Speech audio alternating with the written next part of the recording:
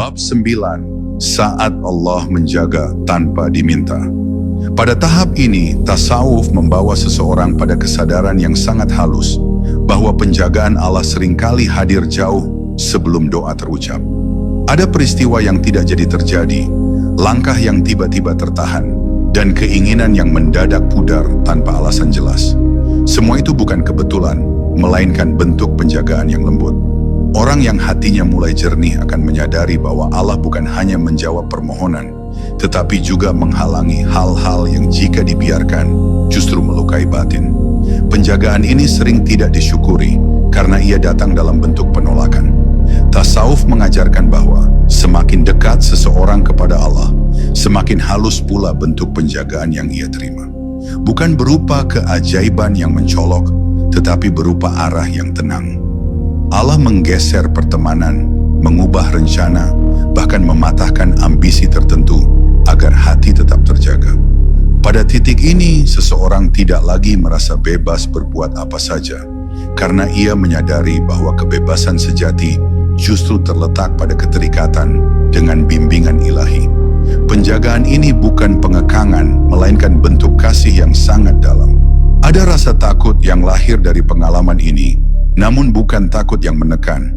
Ia adalah takut yang menjaga, takut kehilangan kehadiran yang telah dirasakan.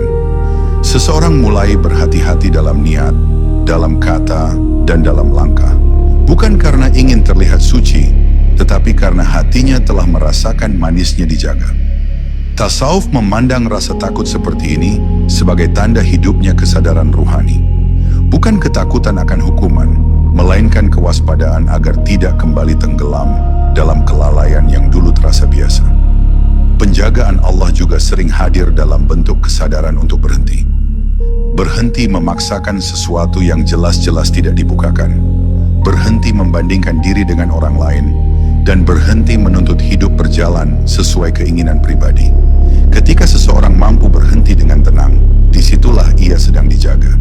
Karena tidak semua orang mampu menahan diri dari sesuatu yang tampak baik, tetapi belum tentu baik bagi batinnya. Tasawuf mengajarkan bahwa keindahan sejati adalah ketika seseorang rela dibatasi demi keselamatan jiwanya.